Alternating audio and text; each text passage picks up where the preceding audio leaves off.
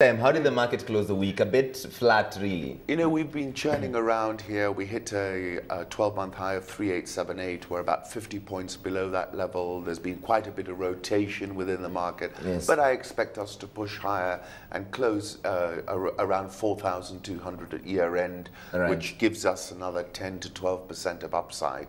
So I remain constructive on the market. I think the issue really is when this process of rotation ends, it could end any time. We'll come back to the specifics of the Yeah. market, but let's also touch on the shilling very briefly, because this is the last week of the month. And typically, as the shilling heads to the end of the month, it takes quite a bit of a hit. Yes, I mean, we see that it's a very cyclical thing. We see that at month end, people have to go and buy their hard currency, and that's what moves the shilling lower. But this year, the shilling has been remarkably well behaved compared to what was going on last year. You'll recall, we've been at this level of 84, 85 throughout the year. Yes. Volatility has been very well behaved.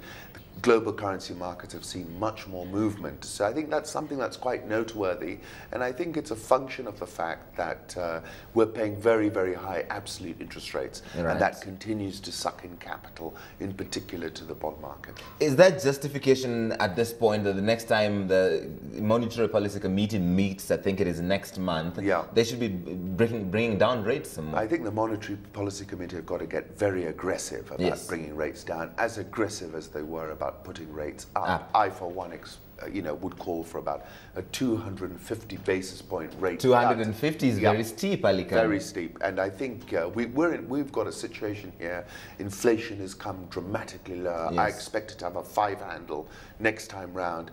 We've got base rates, which still, in many cases, have a 20% number on them, way too high. Right. The economy is slowing down. Q1 was the slowest quarter since the post-election quarter, which you can imagine we were at a standstill. Yes. So I think policymakers have to get ahead of the curve. They are close to being so, but it does require... Because the last time they brought down rates by 150 basis points, you wanted 200. I did, yes. I think, it requires a more activist monetary policy stance. We have much more fluctuations in inflation, so you've got to drive interest rates higher, but also you've got to react more quickly when the other side happens, which we're seeing through this year.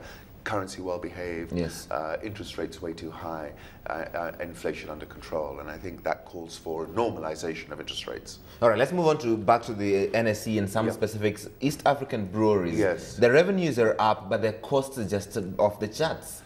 Well, I think, I looked through those results. I liked what I saw. I think, they were in a gilded cage. They were a predominantly Kenyan-based company. In the last 24 months, they unwound the SAB Miller partnership. They've started to ignite Tanzania, which, by the way, was up 76%. Yes. Uganda, they've made some investments. You've seen growth in the Great Lakes region. I like what I see, and I think it's right of them to be actually putting some capex to work here in order to further accelerate these regional markets, which are beginning to kick in. I thought, the key mainstay of EABL is, of course, the iconic Tusker brand. Yes. I think there's room for that to spread out across the region in East Africa. We are all Swahili speaking. Tusker is really a totemic name, and I think it can work in other places.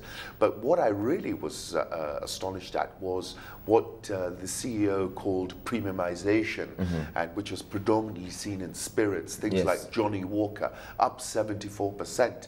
And when you look at all these double-digit gains, you see a very, very strong growth story. You are mentioning costs, but really, if you can see that sort of growth trajectory, you've got to double down and say, you know what, I'm going to go after it aggressively. And that's the message I'm taking away from these results. And they have a new CEO in charge now, Devlin Hainsworth, just taken over from Sheni Adetu. Right. What should he do and do quickly? Well, first of all, he's very Africanized. He was in Guinness, Ghana, Guinness, Nigeria, and now EABL. And I think he's just got to do much of the same. I think Sheni broke out of that Kenya box. Now it's about the regional expansion, and it's about igniting the brands, and I think spending some money to achieve that. And clearly, from what I can see, I think they're achieving that. I think you're going to see 2 years of higher costs, right? But the net result is going to be a faster growth trajectory, and I think that's a net gain for shareholders. I think you've got to hold this. It's worth about 17% or 16% of the entire stock market. It's a bellwether stock, and it signals, it makes me feel comfortable about my projection about about the NSE 20 hitting about 4,200 before year end. Another iconic Kenyan company is Kenya Airways. Yes. We've had these complaints from CEO Titus Naikunia for a while about the airport is not expanding as fast as they would like, because the expansion projects are very aggressive. They're very ambitious, but we're hearing a bit of controversy about this new project that should have taken off. It's being cancelled. There's a bit of controversy. We don't know exactly what happened. And Naikunia is just saying, literally, please get your act in order. Correct. Because we cannot be stuck in 1970-something. He's a national carrier. He's got a fantastic position across the African continent. But, you know, people are going to come after his lunch unless this side is fixed. And there are already these low-cost players coming in here very, very... low-cost players. Yes. Yeah, Ethiopian is going after the same sort of inter-African routes. SAA is hardly sleeping on the job. Right. So, I mean, he's got a window of opportunity. And what he's saying, you know, the window starts to close on me if the airport experience is not up to par. Now, you know, I've landed in Nairobi and there are 18 to 20 connections to other African destinations, all these people experiencing our airport. Yes. And today, if you don't have a good airport, I'll just refer you to something like the lounge, you know, the business lounge. I mean, it's appalling. It's terrible. It's appalling. I'm frightened to talk to people about that experience. So he has a point, and Kenya Airways has to get things right. And the airport was built for 10 times, handles 10 times the number of passengers it was built for. That's right. You know, we're playing catch up along, you know, in many situations. The roads are an example, but the airport is clearly, it needs attention, it needs to be fixed, and really people have got to get out of the party political attitude and look at it as a situation that demands that the national interest applies. And it's in our national interest to have a first-class 21st century airport. And we have one which is a 19th century one. It's as simple as that. And I think it will continue to hold back Kenya Airways unless they get it fixed.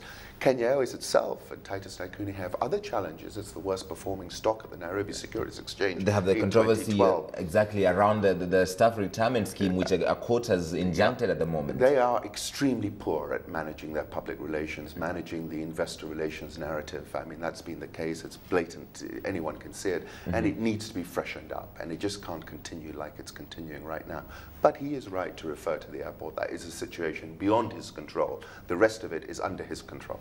All right, let's move on to another one. Tire maker Samia Africa reporting a first half profit, quite a significant jump there. What do you make of this? It's not one of those stocks you talk about all the time, but it's also there. Yeah, I mean, you know, I have my concerns about Merali majority share companies. Samia is one, Sassini is another, and there's one more.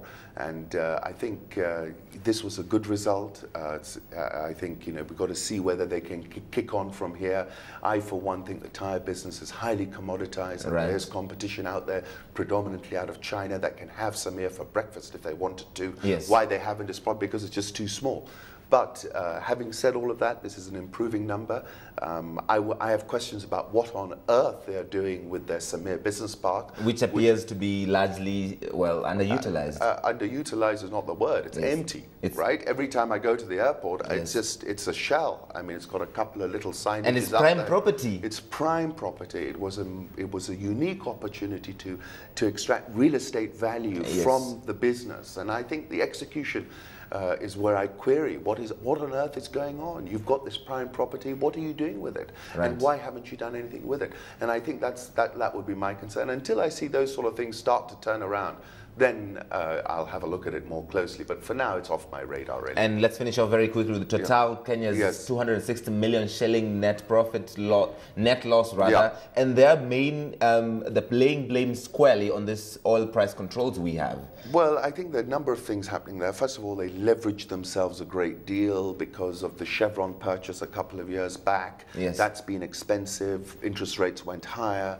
Of course, in an environment where fuel prices drop, it's very difficult for these oil marketeers to make a good spread. So I think that wasn't helpful. We had a big slump in prices from February, March this year.